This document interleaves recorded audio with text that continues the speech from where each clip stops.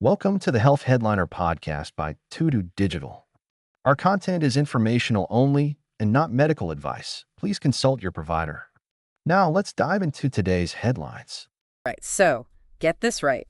What if eating more of something could actually help a condition where you usually have to cut things out?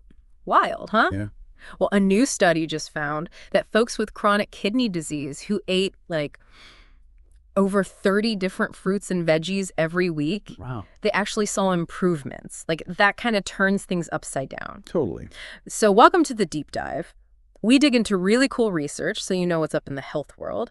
And today we're going deep on some groundbreaking work out of the University of Wollongong, and they looked at plant-based diets and how they impact people living with chronic kidney disease. Yeah, really interesting stuff. We're going to be pulling from a health news article that covered this, and we're going to go right to the source, the peer-reviewed study itself, which is published in the Clinical Journal of the American Society of Nephrology. Awesome. So today we want to break this research down so you get it. How does this diet work? What are the potential benefits, and what could it mean for managing chronic kidney disease, both now and in the future? So let's jump right in. What were these researchers trying to do with this study? Okay, so they really wanted to see how a diet with a lot of different plant-based foods impacts people who have chronic kidney disease. They were specifically looking at metabolism, the gut microbiome, all those microorganisms in your digestive system and various clinical markers. They wanted to know, could boosting the variety of plant foods lead to a healthier gut and less of those harmful substances that build up when your kidneys aren't working their best? Okay, so that's the goal. How did they set up the study? What were people actually doing? Well, they used something called a crossover randomized controlled trial. It's a pretty solid method where each person actually follows both of the diets being studied for a period of time. There were 25 adults in the study, all from Australia, and all with stage 3 or 4 chronic kidney disease. So everybody tried out both ways of eating. Exactly, yeah. They're randomly assigned to one diet first, then they switch. This way, you can directly compare the effects within the same person. Each diet period lasted 6 weeks, with at least 4 weeks in between to make sure the first diet didn't mess with the results of the second one. One diet was the high-diversity plant-based diet. The goal there was over 30 different plant foods every week: fruits, veggies, whole grains, nuts, seeds, the whole shebang. The other diet was low diversity, under 15 unique plant foods per week. The researchers got a ton of data at the beginning and end of each 6-week period. They measured levels of uremic toxins, specifically indoxyl sulfate and p-cresyl sulfate. And they looked at diet quality, nutritional status, the types of bacteria in the gut and how diverse they were, certain molecules in the blood, symptom severity, quality of life, blood pressure, and even basic body measurements. Wow, that's a lot. So after all that, what'd they find? What were the main takeaways? Well, the big one was people on the high-diversity plant-based diet, they saw some real improvements compared to the low-diversity one. Now, it wasn't that everyone had lower levels of those uremic toxins, but for the people who responded well to the diet, there were some significant drops, especially those who started off with worse kidney function and higher toxin levels at the beginning. And get this, the high-diversity diet, it boosted overall diet quality too. They saw a noticeable decrease in something called potential renal acid load, but almost 15% on average. That's important because a lower acid load is generally thought to be good for your kidneys. Interesting. So it wasn't just about those toxins. It seems like it maybe had a wider impact on how people felt day to day, too. Yeah, definitely. So compared to the low-diversity diet, the high-diversity one was linked to fewer symptoms overall, including constipation, which is a pretty common issue for folks with kidney problems. And then there's the gut microbiome. The high-diversity diet led to some good changes there. They saw an increase in helpful metabolites like butyrate and isobutyrate. These are byproducts of good gut bacteria that can actually nourish your gut lining and reduce inflammation. But, and this is something that needs more research, they also noticed a decrease in the overall diversity of gut bacteria in the high-diversity group. They saw fewer of 27 specific types of bacteria, and the levels of 33 functional genes linked to gut bacteria also went down. Huh. So some really positive stuff, especially for those who need it most. But also, it sounds like there's still a lot to learn about electrolytes and how the gut microbiome works, right? Absolutely. More research is always a good thing. This study really makes you think differently about what we've always been told about diet and kidney disease. For sure. The standard advice has always been pretty restrictive, limiting fruits and veggies because of worries about things like potassium, which damaged kidneys can have trouble processing. Yeah, and this study kind of flips that on its head. It suggests that a more inclusive diet, one that's packed with a ton of different plant foods, might not just be safe, it could actually be better, even for those with more advanced kidney disease. So instead of focusing so much on what to avoid, maybe it's about adding more good stuff in. Yeah, specifically all those colorful plant-based foods, the studies pointing to the potential of that. Their findings suggest that this kind of diet, lots of different plants, can really boost gut health and lower those harmful toxins in your blood and urine.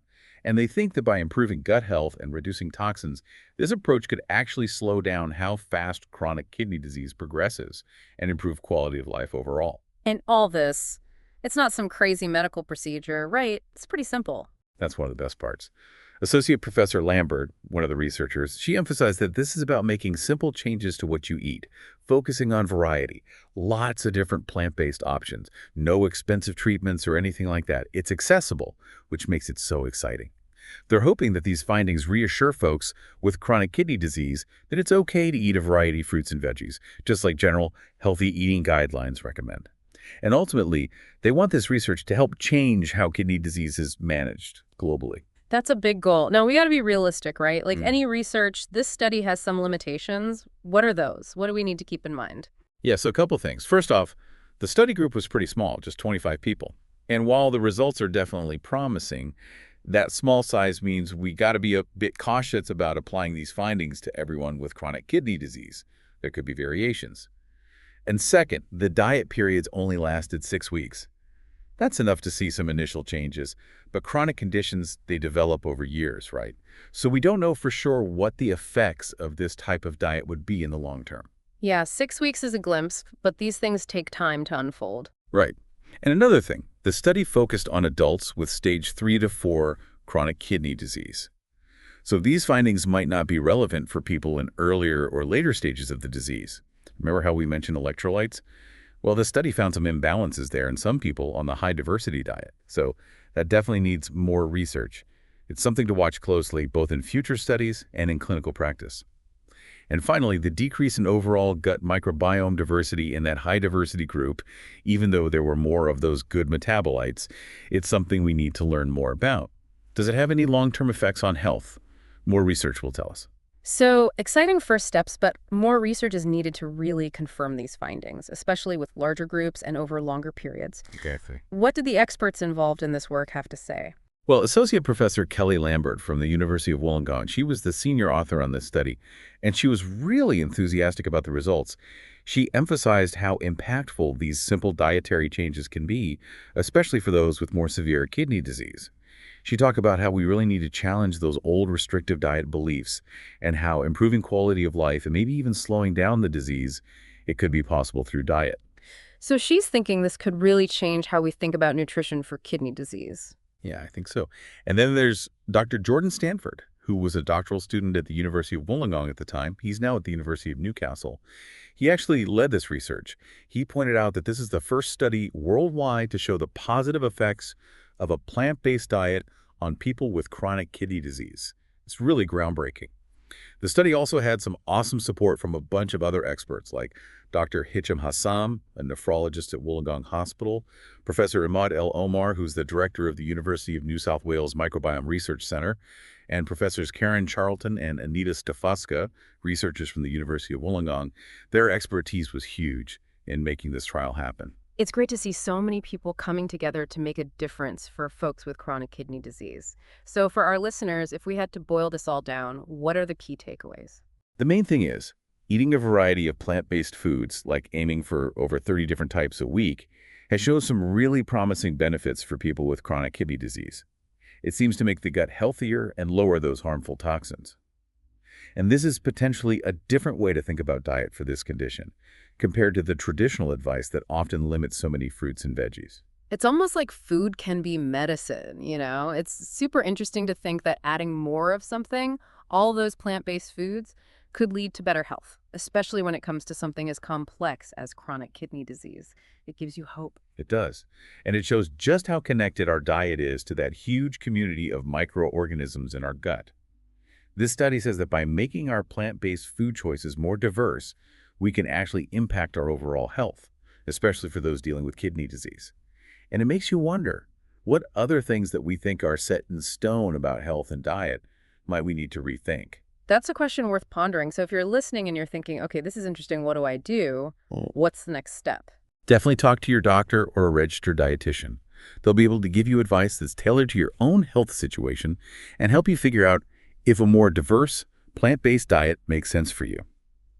Any big changes to your diet, especially when you're managing a condition like chronic kidney disease, you want to make them with the guidance of a healthcare professional. And if you're the type who likes to go straight to the source, check out the original research article. It's in the Clinical Journal of the American Society of Nephrology, and it goes into all the details. Great advice. We always love to remind our listeners to be proactive about their health, talk to their healthcare providers. And to all our listeners out there, thanks for diving deep with us today. We'll catch you on the next one. Bye, everyone. Thanks for tuning in to the Health Headliner podcast by To Digital. Like and subscribe for more health news and breakthroughs. Stay healthy and informed. See you next time.